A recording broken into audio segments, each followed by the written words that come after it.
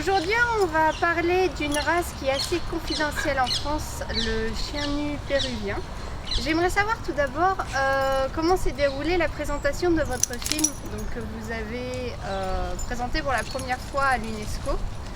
Donc vous avez fait un documentaire, un long métrage sur cette race, et j'aimerais savoir du coup, dans un premier temps, comment s'est déroulée cette présentation.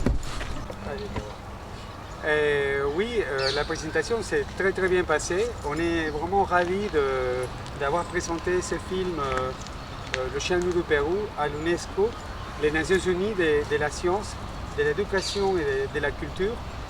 L'endroit parfait pour le chien nu du Pérou, étant donné que c'est un patrimoine de son pays et c'est un animal qui est encore peu connu, donc ça mérite en fait éduquer les gens. Et c'est un chien qui se mérite également faire des études de sa génétique. Donc le film s'est passé dans l'endroit le plus symbolique pour le chien nu du Pérou. Le film, la présentation s'est bien passée. On a eu des personnes qui sont venues, des délégués de l'UNESCO qui sont venus de plusieurs pays. On a eu la présentation de l'ambassadeur du Pérou auprès de l'UNESCO qui nous a fait un discours très intéressant sur l'histoire de chien nu. Il a placé le chien dans l'histoire péruvienne, donc il nous a raconté de son importance à travers l'histoire et donc sa position dans la société d'aujourd'hui et de l'avenir. Alors, donc, on a eu des invités qui sont venus un peu de partout, de tous les coins de la France, à Marseille, de l'Alsace. On a eu des gens qui sont venus de la Belgique et également de la Finlande. Pedro, d'où vous est venue cette idée de faire un film documentaire sur votre race préférée? Oui, en fait ce film avait commencé juste avec un petit reportage de 15 minutes. J'avais des chiens, des très beaux chiens nus du Pérou que j'ai présentés dans des concours canins. Et j'ai découvert qu'il y avait beaucoup de journalistes et des gens de la presse qui s'intéressaient à connaître cette race rare, glabre.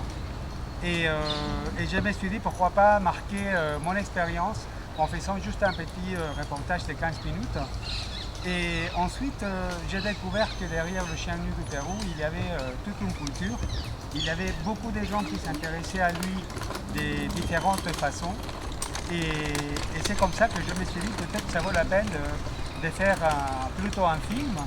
Et ce reportage de 15 minutes est passé à être un film de plus de 50 minutes. Comment monte-t-on un tel film, Pedro? C'est pas très facile, en fait, c'est tout un travail technique. J'ai eu la chance, en fait, je ne suis pas du tout dans l'audiovisuel, mais j'ai eu la chance d'avoir des amis très proches ce sont des professionnels de l'audiovisuel et c'est grâce à eux qu'on a pu réaliser ce film. C'est la première fois qu'un tel film sur le chien nu du Pérou a été monté. Grâce à qui vous avez pu le faire? Oui, en fait, en général, en principe, c'est moi. J'étais donc présentateur canin, j'étais propriétaire de chiens nus du Pérou.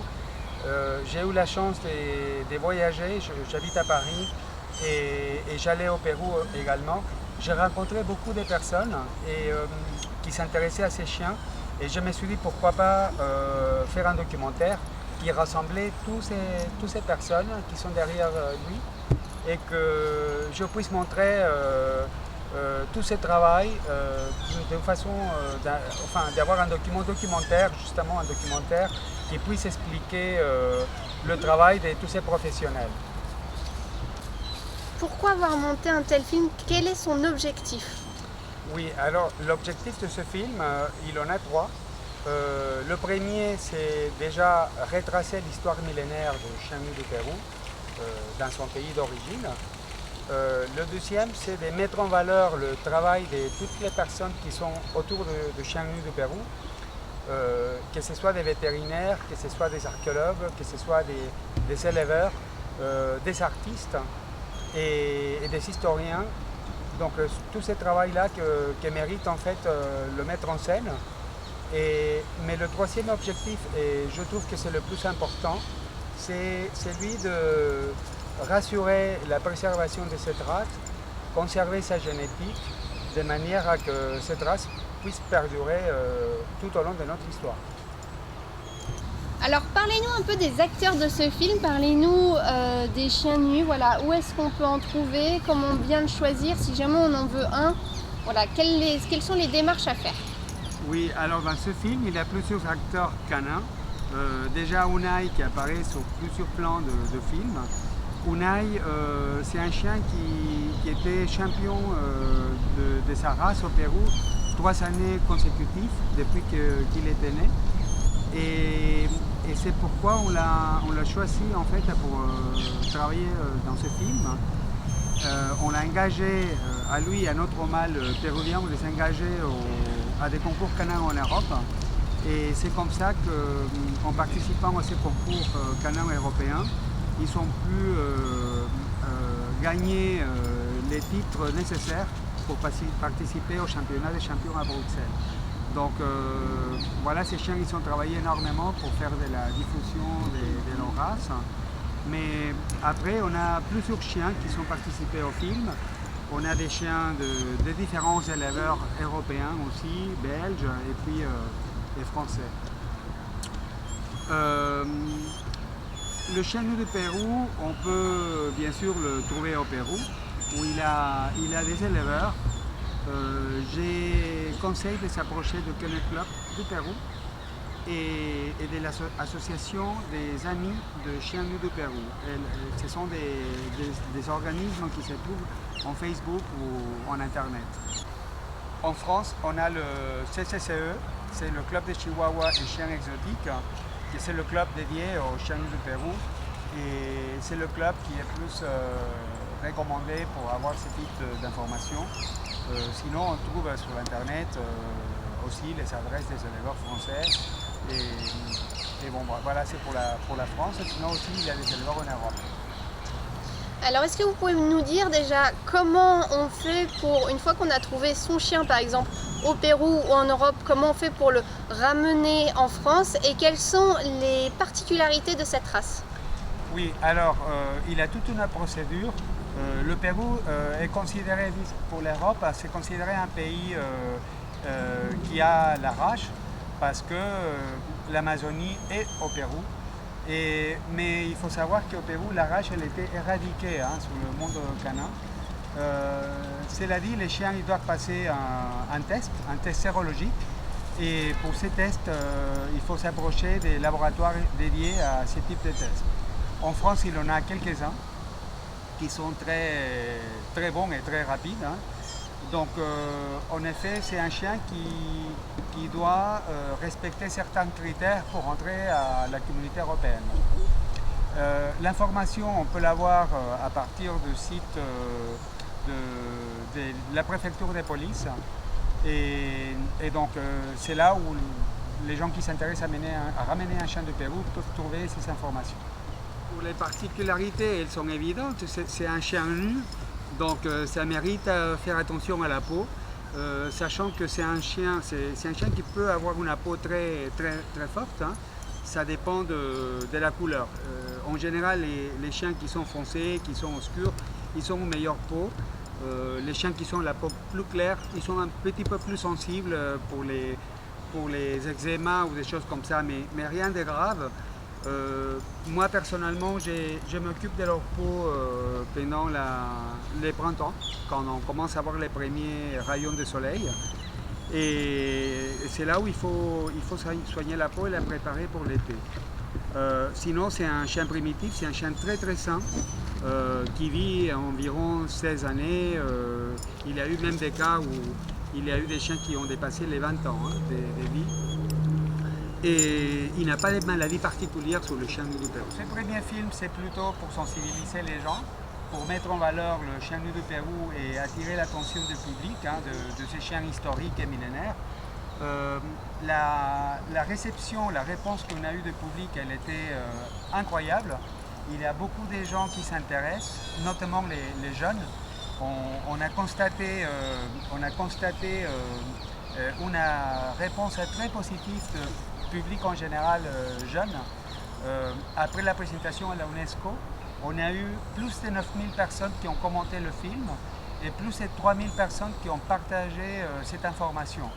Donc c'est quand même un record d'informations qui nous a été rapporté par le ministère du Tourisme du Pérou. Alors le deuxième film, on est en train déjà de roder, de filmer un deuxième film. C'est un film beaucoup plus profond qui apporte sur la génétique de chiens, sur le travail en Europe et tous ces aspects justement qui nous intéressent pour rassurer la pérennité de ce chien.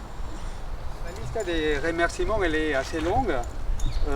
S'agissant d'un film indépendant qui était entièrement autofinancé, on a eu de la chance d'avoir eu l'aide des associations, des sociétés canines et des clubs de races dédiés, notamment le club de chiens chinois carrette et puis le chien exotique, hein, les chihuahuas, le CCCE pardon. C'est le club des chihuahuas et chiens exotiques qui nous a aidés. Également le Kennel Club du Pérou, la Société Centrale Canine et voilà des institutions de ces tailles.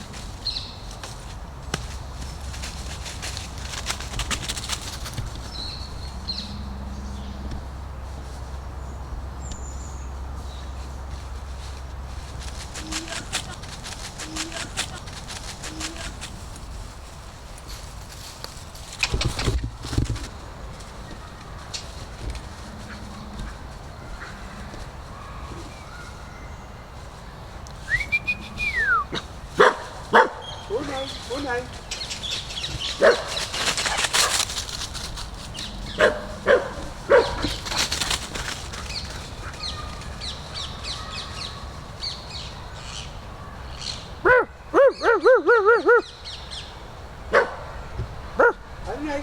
Unai. Allez papa, tiens.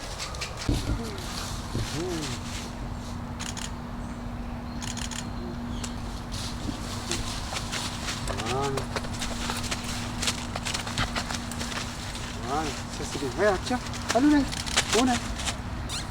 Regarde, tiens. Allez.